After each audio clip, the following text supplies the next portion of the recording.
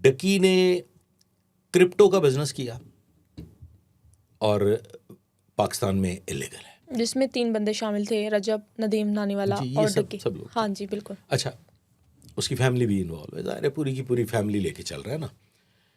उसने क्रिप्टो का बिजनेस किया, उसने गैम्बलिंग एप्स को प्रमोट किया। लोग ये सवाल बुलंद कर रहे हैं कि जी एक क्रिकेट टीम है, उन्होंने भी तो शर्ट्स पहनी थी, वही लोगो था उस पर।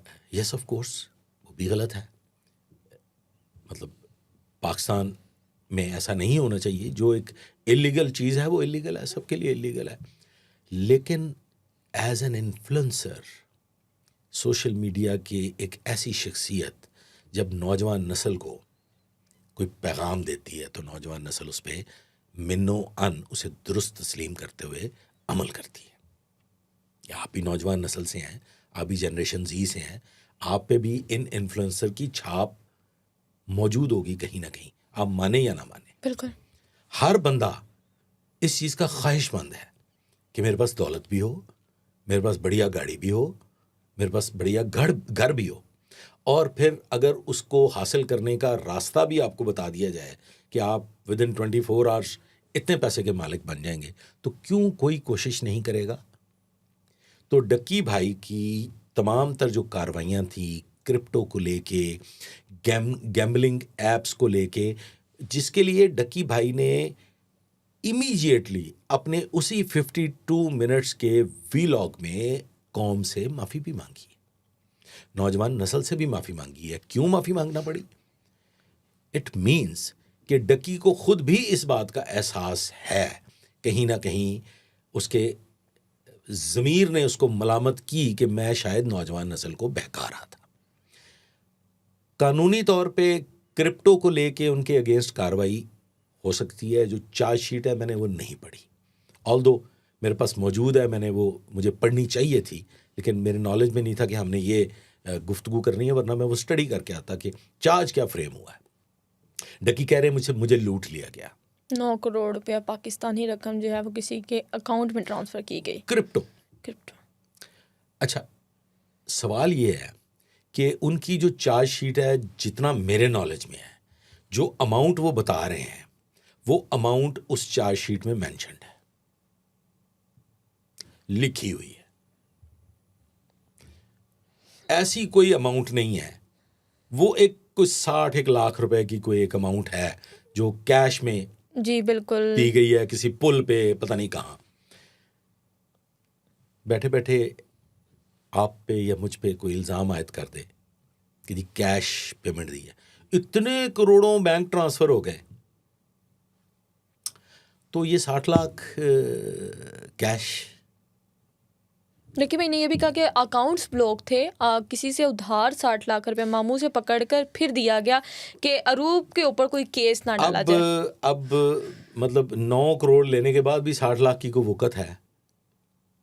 खुद ही एक बड़ा ये ना एक इंसानी सा सवाल है, एक लेमैन का सवाल है कि 9 करोड़ और 60 लाख का कोई मुवाजना है कि 60 लाख ही लेना सी जो तो 9 करोड़ ले लिया सी। अभी तक की जो सूरत हाल है, NCCI के ऑफिसर्स जो है उनकी इन्वेस्टिगेशन हो रही है, वो लोग हिरासत में हैं, उनके खिलाफ चार्ज फ्रेम होगा। FIA में बड़े ज़बरदस्त ऑफिसर्स मौजूद हैं, और मुझे हैरत इस बात की है कि NCCI का सरबराह क्यों लगाया गया चौई साहब को, अगर उनको इतनी नॉलेज नहीं थी। और हैरत इस बात की भी है, ये भी सोचने की बात है और ये सवाल है कि क्या वो इतने नालायक लोग थे कि अपने ज़ाती अकाउंट में पैसे ट्रांसफ़र करवा लिए। तो इस पे गौर करना पड़ेगा कि अपने ज़ाती अकाउंट में 2 नंबर कार्रवाई के लिए पैसे क्यों कोई ट्रांसफ़र करवाएगा, जबकि उसे ये इल्म हो कि ये तो ऐसे साबित हो जाएंगे, इनके लिए तो किसी परेशानी की ज़रूरत ही नहीं है, किसी को कोई ख़ास तरीक़ाकार इख्तियार करने की ज़रूरत नहीं है। ये पैसे तो जो ट्रांसफ़र हुए हैं, बैंक ट्रांजैक्शन है, इसने तो ऐसे पकड़े जाना है। तो फिर वो क्या था? जिसमें ये भी डकी इसमें ये भी कहता है कि कोई प्रूफ नहीं नज़र आया उसमें 9 करोड़ कैसे ट्रांसफ़र हुआ, कब हुआ, कैसे हुआ। तो उसकी चार्जशीट में लिखे हुए हैं वो 3 समथिंग कुछ इस तरह से है, डॉलर्स वो उसकी चार्जशीट में डक्की की लिखे हुए। अभी डक्की का केस आगे प्रोसीड होना है अभी होना है। जी। डक्की बेल आउट हुए हैं, डक्की बरी नहीं हुए। डक्की ने अभी कोर्ट को फेस करना है। देखिए ये हमारा अदालती निज़ाम है, एक सिस्टम है, FIA का अपना एक सिस्टम है। चार्जशीट उन्होंने सबमिट कर दी है कोर्ट में, अब कोर्ट प्रोसीड करेगी, एविडेंसेस रिक्वायर्ड होंगी, और ये डिपेंड करता है उन इन्वेस्टिगेटिंग ऑफिसर्स पे। इसमें भी कोई अमर माने नहीं है कि जो तफ्तीश पहले हुई है उसको वेरीफाई कर लिया जाए।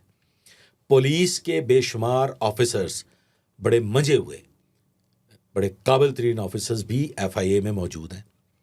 वो इसको दोबारा से देखेंगे, वेरीफाई करेंगे, और वेरिफिकेशन में ये पता चल जाएगा कि इस तफ्तीश में कहाँ गलती हुई है। आपकी जितनी बातें थी वो दुरुस्त थी, और मुझे लगता है क्योंकि आप भी ज़ाहिर सी बात है एक ऑफिसर रह चुके हैं और आपको इन सारी बातों का ज़्यादा इल्म होगा। सिर्फ एक सवाल का जवाब हमारी ऑडियंस जानना चाहती है। जो साबिक एडिशनल डायरेक्टर सरफराज चौधरी साहब हैं, उन्होंने बच्चे को वीडियो कॉल करके गालियां क्यों पड़वाई? क्या आपकी नज़र में ये अमल ठीक था? अगर ऐसा हुआ है तो देखें, ये येट टू बी वेरीफाइड। अगर ये हुआ है तो मैं ये समझता हूं कि कानून किसी की ज़ाती ख्वाहिशात के ताबे नहीं होता, कानून किसी के जज्बात के ताबे नहीं होता। कानून कानून है, उसकी तशरीह भी किताबों में लिखी हुई है, उसकी इम्प्लीमेंटेशन भी किताबों में लिखी हुई है। तो अगर ये टेलीफोन कॉल हुई है तो यहाँ पे मुझे कुछ यूं महसूस होता है कि सरफराज चौधरी साहब के बच्चे उनके हाथ से निकल रहे थे, उनको खौफजदा करने के लिए उन्होंने डक्की का इस्तेमाल कर लिया।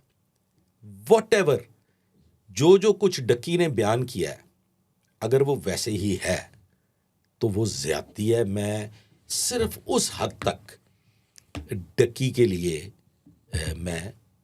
मुझे दुख हुआ, मैं उसकी इस बात पे मुझे ज़ाती तौर पे शर्मिंदगी हुई है कि ऐसा नहीं होना चाहिए था। But if Ducky is correct, देखें, डक्की इन्फ्लुएंसर भी है, डक्की एक बेहतरीन हिप्नोटाइज़र भी है। वो जानता है कि मैं अपने व्यूअर्स को, अपने फॉलोअर्स को कैसे अपनी तरफ मुतवज्जे कर सकता हूं और उनके जज्बात से खेल सकता हूं। उसके लिए एक वीडियो 52 मिनट्स की जो है ना, वो मिलियंस में चली गई है। 15 मिलियन क्रॉस कर चुकी है वो वीडियो। आप भी यूट्यूबर हैं, डिजिटल पे बैठी नहीं है, और आज तक ऐसी वीडियो वैसे देखा जाए तो नहीं इतनी वायरल हुई, इतनी एकदम में। तो डक्की का ग्राफ जो है इस वीडियो के बाद, वो अगर यहाँ था तो वो यहाँ चला गया, मतलब डबल ऑफ द फॉलोअर उसको मिल गए। तो ऐन मुमकिन है कि डक्की ने अवामुन्नास के जज्बात से एक बार फिर खेलने की कोशिश की। और अगर उसने रियलिटी बताई हुई जो तो उसके साथ हुआ, मैं इब्तिदा में आपको बता दिया कि अगर डक्की की बात 1% भी करेक्ट है तो ज्यादती हुई है। मैं उसको कंडेम करता हूं, मैं उसकी मजम्मत करता हूं शदीद हद तक। लेकिन ऑन द अदर साइड, मैं भी चूंकि माइक पे बैठता हूं ना, तो आपने अपने व्यूअर्स को कैसे अपनी तरफ मुतवज्जे करना है और उनको जज्बाती करके मिलियंस में लेके जाना है। तो ये फन डक्की को बहुत अच्छे से आता है।